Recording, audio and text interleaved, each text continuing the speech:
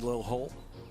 I mean, you can stretch it out, or you can just kind of play it as a little 135, 140 yard hole. But today, 163, hole location on the right hand side. You can see how this green sits diagonally to the players, but 163 yards. Now you're kind of looking maybe a soft 8 for Jordan Spieth, soft 8, or just kind of bludgeon a 9-iron for Brooks Koepka. Really no fear of going over this green today. There's a steep fall off there, but there's a little pocket short of that hole location and just in front of the bunker. Any mishit here, it's going to kind of work its way into that low area. We saw Luke List birdie this hole just before to get to -7. There have been 12 today at 14. Actually hit it right at the flagstick. And it's not far from trouble there. Oh. Look, it's maybe 4 paces down that hill, and you can get it down there on the road if you get a bad kick. So, and you can see the steepness of that right-hand side. Do we like that camera tower as a good line again? Not for Jordan. I think you got to go right at the hole.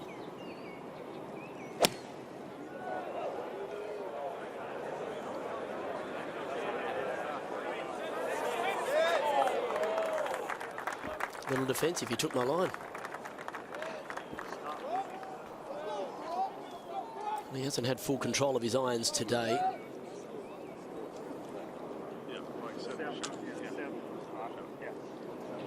I know it looks on the screen like that back right corner is very deep, but it's only 13 paces deep, so not even a club and a half. If you're off that even one little bit, you either find that front bunker. Jordan ball almost got over the green, so not a lot of depth to this back right section here.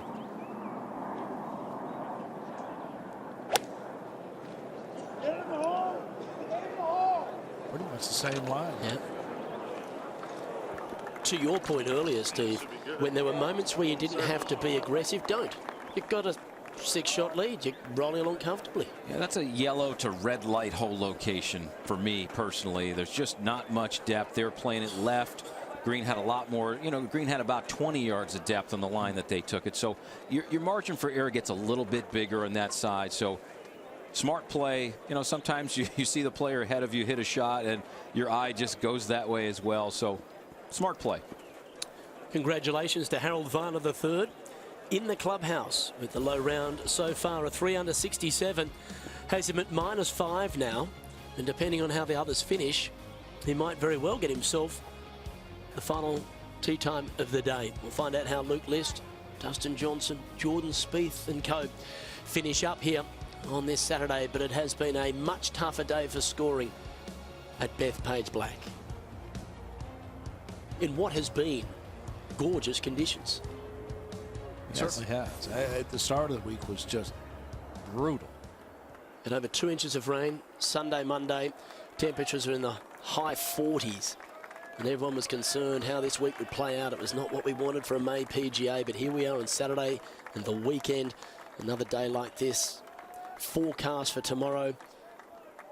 Gorgeous. Yeah, we're bathed in sunshine in the short sleeves.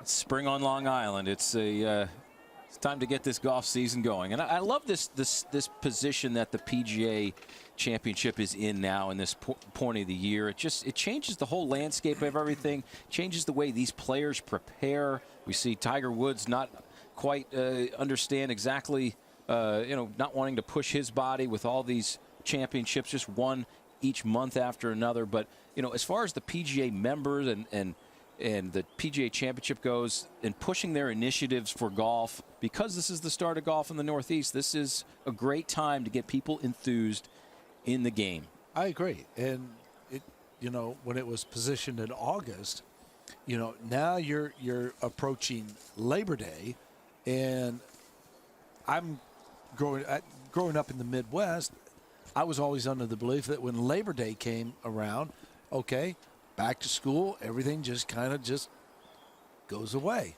Correct. For all the junior golf and the PGA Junior Leagues, my son's in the PGA Junior League, you know, back at North Carolina, you get this set up. It's just a perfect time of the year to get people juiced up about the game.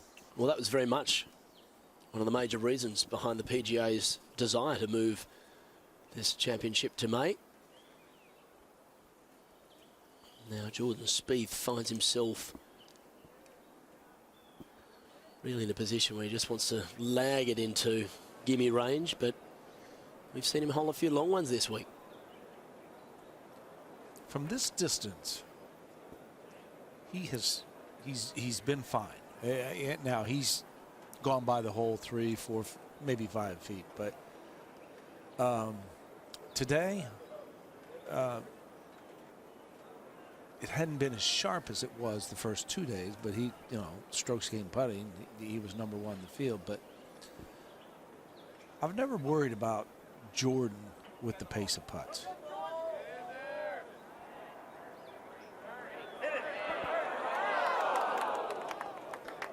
Tremendous roll, comfortable par, job done. Yeah, Jordan, it's an innate thing that just people are born with. You just are able to look at a target and just have a sense for what the speed that they need is going to be. And I'm seeing more of a rhythm in the putting stroke that maybe sometimes goes away, and maybe it kind of went away for a couple of holes on the opening 9 holes, but it seems to be back. Koepka, a little bit different angle, but kind of that same paced putt.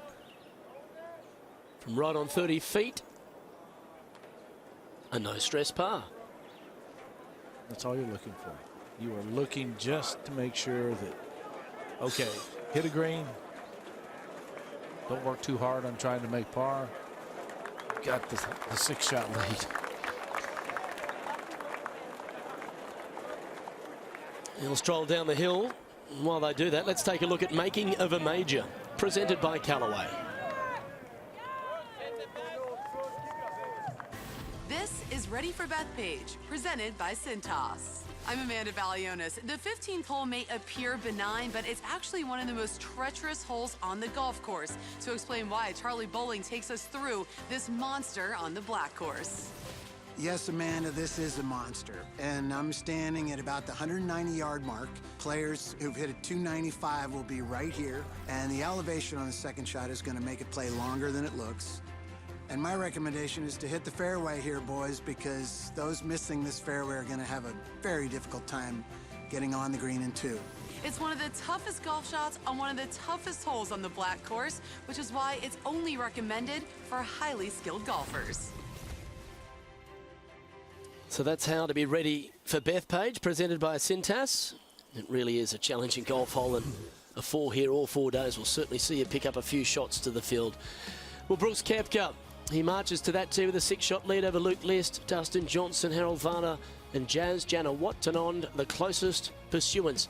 Gentlemen, I'm going to step out, let you take it through to the finish line, and look forward to seeing how this one ends at the end of what's been an intriguing day 3. Thank you very much. We'll see you tomorrow. Enjoy, Luke. farewell, mate.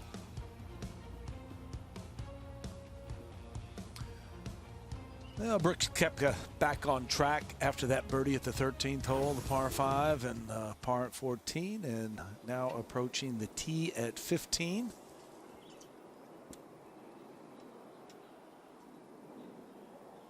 Priority here at the 15 is to hit the fairway. You miss the fairway, then you have all kinds of things that can happen to this green that's perched. Bunkers, deep bunkers. There's no distinct target for the players to aim at on this hole. And whenever I was playing the State Open here, I always thought that was the most difficult thing, because, you know, you'd love to have a, you know, maybe a singular tree or a fairway bunker to work it off of. You really have to get into your target here. And, you know, the mindset with Jordan Spieth, and he's talked about with Michael Greller, is that they've really worked on, you know, more so in recent months, you know, getting Jordan focused on small targets off the tee. You know, he always talked about that aim small, miss small, and he feels like his game and his golf swing is to a point now where he can do that better. Well, I certainly thought last week when I was following Jordan that things started to click, especially with the driver. Maybe has not driven the ball as well today as he would have liked, but okay. Got off to a tough start. Made the double bogey at 9, made the turn at +3, but now you've made a couple of birdies. If you can kind of get through a couple of these holes and maybe capture one more birdie, shoot 70 on a day when at one point you were 3 over par, that'd be a pretty good accomplishment. And Harold Varner III just posted the lowest score of the day, 3 under par 67. So Bethpage Black, for my money, Steve, it has played like we thought it would the whole tournament, the whole championship. But take us through the 15th. And as Charlie Bowling said, you better hit the fairway, boys. We've got deep, treacherous rough on either side. Fairway only 23 yards wide at that landing area. And then you're climbing up some 50 feet from there up to the green surface. These players, if they can bomb a drive, though, and get it down here. We saw Brooks Koepka, Dustin Johnson both hit pitching wedge into this hole yesterday. So turning a seemingly long hole into mincemeat. See that far chalet? Left of that by about 8 yards would be perfect. It needs to get left.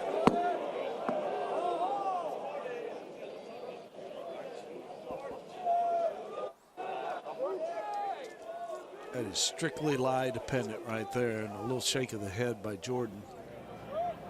It's a little bit more like he's been driving it all year on tour. 205th in driving accuracy this year, so has not been his strong suit. We're going to see Brooks Koepka fire it down that left side and try to barely take it over that corner of rough that you see there just left of his back. Helping breeze. And that ball's not turning. And so Koepka, a miss in the left rough. And after Jordan's tee shot, this is how he felt about it. Not happy. But the hour of power for these two players coming up. We'll be right back.